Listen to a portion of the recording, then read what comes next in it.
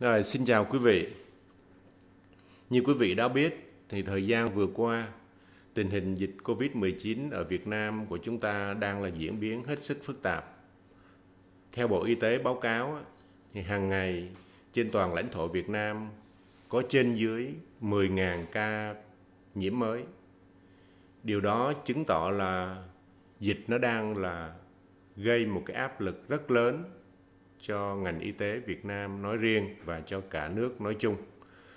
Không những quá tải ở các cái cơ sở điều trị mà những cái cơ sở thu dung, những cái cơ sở cách ly cũng đang là phải gồng mình lên để mà xử lý những cái ca bệnh mới này. Và trước cái áp lực như vậy thì mới đây Bộ Y tế có hướng dẫn phân loại những cái ca nhiễm virus SARS-CoV-2 này ra làm 5 cái mức độ lâm sàng. Ở đây tôi chỉ nói với cái phương diện lâm sàng thôi, chứ không có những cái hướng dẫn cụ thể về chuyên sâu, để mà chúng ta có một cái kiến thức cơ bản nhất để chúng ta ứng xử với những cái trường hợp mà nhiễm Covid-19 này ở trong cộng đồng. Thì Bộ Y tế phân ra làm 5 cái mức độ lâm sàng. Thứ nhất là những cái nhóm mà nhiễm Covid-19 không có triệu chứng. Thứ hai là mức độ nhẹ. Thứ ba là mức độ vừa. Thứ tư là mức độ nặng. Và thứ năm là mức độ nguy kịch. Thì ở đây tôi sẽ nói một số các cái biểu hiện lâm sàng của từng cái mức độ để cho quý vị có một cái nhìn khái quát. Thứ nhất là đối với cái nhóm đối tượng mà nhiễm Covid không có triệu chứng lâm sàng thì cái nhóm này là chiếm đa số. Thực ra thì cái con coronavirus này nó đã có rất lâu rồi, mà chủ yếu là nó gây ra những cái hội chứng viêm long đường hô hấp trên, mà như chúng ta đã biết đó, là nó giống như là những cái bệnh cảm cúm thông thường thôi. Thì đối với cái nhóm này nó chiếm tới 80 tới 85%, mặc dù là trong người có nhiễm coronavirus nhưng mà nó không hề gây ra một cái triệu chứng nào hết. Và cái con số này nó chiếm rất cao. Cái mức độ thứ hai là mức độ nhẹ. Mức độ nhẹ này thì chiếm từ 10 tới 15% trên tổng số các cái ca bệnh mà đã được xác định. Thì với cái mức độ nhẹ này thì nó chỉ có những cái biểu hiện như là viêm long đường hô hấp trên, gồm có sổ mũi, ho khan, đau họng, nhức đầu, rồi có sốt nhẹ. Và thường là những cái nhóm này nó sẽ được qua đi được, và nó diễn biến trong vòng từ 10 cho tới 14 ngày là tự động nó thoái lui. Đó là cái mức độ nhẹ. Cái mức độ thứ ba là mức độ vừa. Mức độ vừa này thì nó đã có cái triệu chứng của viêm phổi rồi. Tức là người ta phân tích cho mình, người ta hướng dẫn mình là đối với người lớn và trẻ lớn thì thường là nó có những cái mức độ. Nó đã bắt đầu có sốt, có ho khan, có đau họng, có sổ mũi, đau đầu. Còn mất vị giác, mất khứu giác thì cái triệu chứng đó nó cũng không điển hình, nhưng mà nó chỉ xảy ra ở một số người thôi. Và nó đã bắt đầu có những cái dấu hiệu về khó thở. Nhịp thở thì nó khoảng từ bằng cho tới trên 20 lần trên một phút đối với người lớn và trẻ lớn. Và nếu mà ở nhà chúng ta có cái máy oximeter đó, để mà mình đo ở trên đầu ngón tay, mình kiểm tra cái nồng độ oxy mà bão hòa ở trong máu ngoại vi đó, thì nó đã bắt đầu nó có cái xu hướng nó giảm, thì nó cũng khoảng bằng hoặc trên 93%. Còn đối với trẻ em trẻ nhỏ đó, thì nó cũng có các cái triệu chứng, bắt đầu nó có triệu chứng sốt, có ho và đã có những cái dấu hiệu khó thở. Thì Bộ Y tế cũng hướng dẫn để cho chúng ta biết được là cái mức độ khó thở như thế nào, dựa vào đâu mà mình biết nó khó thở. Thì đối với trẻ nhỏ thì chúng ta biết là các em nó thở bằng bụng thôi. Mình có thể là quan sát ở nhà, cha mẹ có thể quan sát bé bằng cách là mình nhìn cái bụng của nó. Nó mỗi một lần nó đưa lên, nó hạ xuống là một nhịp thở. Thì Bộ Y tế có hướng dẫn là đối với trẻ nhỏ dưới 2 tháng thì khi nào mà nhịp thở của nó trên 60 lần một phút thì lúc đó là khó thở rồi. Còn đối với trẻ từ 2 tháng cho tới 12 tháng thì nhịp thở của nó bằng hoặc trên 50 lần trên một phút thì được gọi là khó thở. Và đối với lại trẻ từ 1 tới 5 tuổi thì nhịp thở của nó là bằng hoặc trên 40 lần trên phút thì đã gọi là thở nhanh và khó thở rồi. Còn riêng đối với lại các cái trẻ mà sơ sinh thì mình có thể là ngoài cái đếm cái nhịp thở, mình còn có thể quan sát được cánh mũi của nó có phập phồng hay không, nó có co kéo rút lõm lồng ngực hay không. Thì đó cũng là một cái cách để mình nhận biết được là bé đó có khó thở hay không. Rồi cái mức độ thứ tư là mức độ nặng. Mức độ nặng thì nó đã có tổn thương thực thể ở phổi rồi. Và với cái mức độ nặng này thì người lớn đã có các cái biểu hiện ra bên ngoài là sốt cao 39-40 độ và nhịp thở nó đã trên 30 lần trên phút. Thì lúc này mà nếu mà ở nhà chúng ta mà có cái máy oximeter để mà mình kiểm tra cái khí máu, mình kiểm tra cái nồng độ oxy bão hòa trong máu ngoại vi đó, thì nó cũng đã bắt đầu giảm xuống dưới 93%. Thì đó là mình đã có biểu hiện của thiếu oxy. Còn đối với trẻ nhỏ đó thì nó đã có những cái ngoài cái biểu hiện là thở nhanh, thở nông, cánh mũi phập phồng, thì nó còn có các cái biểu hiện như là sốt cao, ly bì, rồi bỏ bú, hoặc là trẻ nó có thể là nói khó khăn, nói từng tiếng một thôi. Thì đó là những cái biểu hiện của bệnh nặng rồi. Đó, và cái mức độ thứ 5 Bộ Y tế hướng dẫn đó là mức độ nguy kịch. Thì đối với cái mức độ nguy kịch này đó thì bắt buộc là chúng ta phải đưa vào bệnh viện để được can thiệp y khoa chuyên sâu. Thì thường là mức độ nguy kịch thì nó có những cái biểu hiện, nó có các cái hội chứng như là hội chứng suy hô hấp cấp tiến triển đó. Tiếng Anh nó gọi là ARDS, tức là cái hội chứng mà suy hô hấp cấp tiến triển. Thì cái đó là phải đưa vào bệnh viện để những cái cơ sở y tế người ta có các cái đơn vị ICU để người ta xử lý và người ta can thiệp kịp thời cho mình. Đối với là cái mức độ nặng này thì ngoài cái hội chứng suy hô hấp cấp, nó còn có các cái biểu hiện như suy đa cơ quan, suy đa tạng đó. Rồi có biểu hiện là nhiễm trùng huyết và sốc nhiễm trùng và rất dễ là đi tới tử vong. Thì đối với cái 5 mức độ đó để cho quý vị thấy là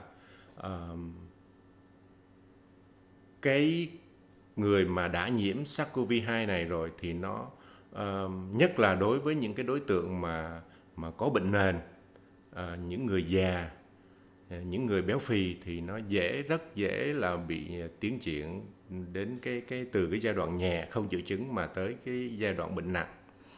Thì ở đây tôi chỉ đề cập tới hai cái mức độ. Đầu tiên là mức độ không có triệu chứng và mức độ nhẹ, để cho chúng ta có những cái hiểu biết, những cái kiến thức sơ đẳng nhất để mà mình theo dõi người bệnh trong khi mà mình chưa được đưa vào những cái cơ sở y tế, hoặc là để giảm cái áp lực đối với các cái cơ sở thu dung điều trị cũng như các cái bệnh viện. Thì hiện nay Bộ Y tế đang là thí điểm cho cách ly F0 tại nhà, F0, F1 được cách ly tại nhà và chúng ta theo dõi họ, rồi khi nào mà có những cái diễn biến nặng thì lúc đó chúng ta mới cần sự can thiệp của y tế chuyên sâu. Thì riêng đối với lại những cái nhóm đầu tiên là những cái nhóm mà không có triệu chứng á, thì cái nhóm này chiếm đa số quý vị, nó từ 80 cho tới 85%. Thì hầu như là chúng ta sinh hoạt bình thường, người vẫn khỏe mạnh, nhưng mà có khi vô tình mình đi xét nghiệm mình thấy mình bị nhiễm. Hoặc là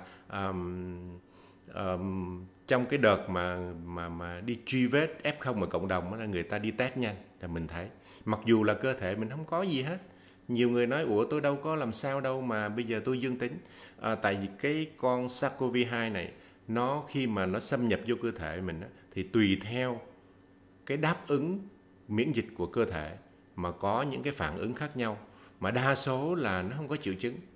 Mà chính vì nó không có triệu chứng này nó mới là một cái vấn đề rất là đau đầu đối với các cái nhà dịch tễ học, bởi vì mình không có biết là mình có bệnh hay không, cho nên là nó rất là dễ lây lan cho cộng đồng. Người xung quanh cũng không biết mình bệnh, mà bản thân mình cũng không biết mình bệnh, cho nên là đối với cái nhóm không có triệu chứng này thì nó lại là có cái nguy cơ lây nhiễm rất là cao ở trong cộng đồng.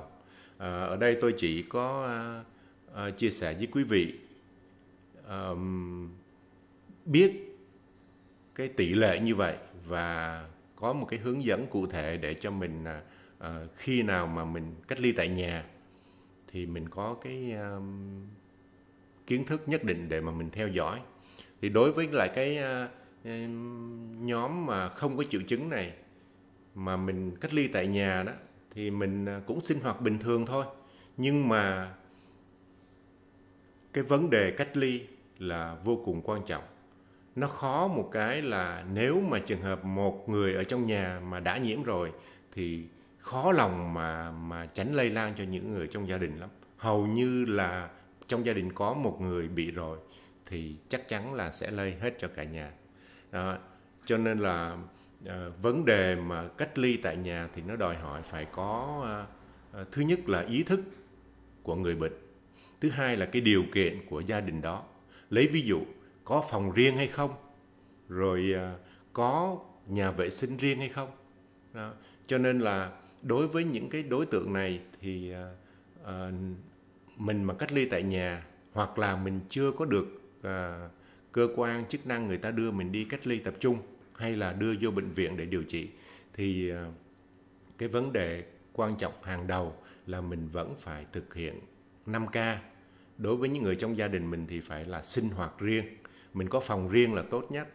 Ở trong phòng riêng thì mình nên để mở cửa ra cho không khí nó lưu thông. Cái thứ nhất, cái thứ hai nữa là mình ăn uống đều phải riêng, vệ sinh phải riêng. Rồi khi mà mình nhận tiếp tế từ người nhà mình thì mình cũng phải có một cái bàn để ở bên ngoài, rồi người nhà đưa đồ ăn tới đó và người bệnh mình ở trong phòng mình ra mình nhận thực phẩm, lương thực hay là quần áo, bất cứ cái gì đó thì mình cũng phải đều phải thực hiện cái 5K. Mình phải có khẩu trang, mình phải có găng tay, thuốc sát trùng. Đối với người nhà thì cũng phải giữ khoảng cách. Nhưng mà tôi thấy là nó khó nếu mà mình không có điều kiện. Rồi nhà vệ sinh cũng vậy. Cho nên là nếu mà những cái đối tượng này cách ly tại nhà được thì nó cũng là một cái phần để cho giảm tải cái áp lực đối với các cái cơ sở thu dung điều trị. Bởi vì thường là nó hết qua tới ngày thứ 10 tới ngày 14 là tự động nó hết à. Cho nên nhiều người mà khi mà mình mà bị F0 rồi thì mình cũng đừng có lo lắng quá. Đa số, tôi nói đa số là khi mà mình đã nhiễm SARS-CoV-2 rồi thì cơ thể mình có sức đề kháng tốt, cái tinh thần mình lạc quan thì nhất định mình sẽ qua được. Chỉ còn lại là một số ít thì nó sẽ có khoảng 10 tới 15% thì nó có triệu chứng.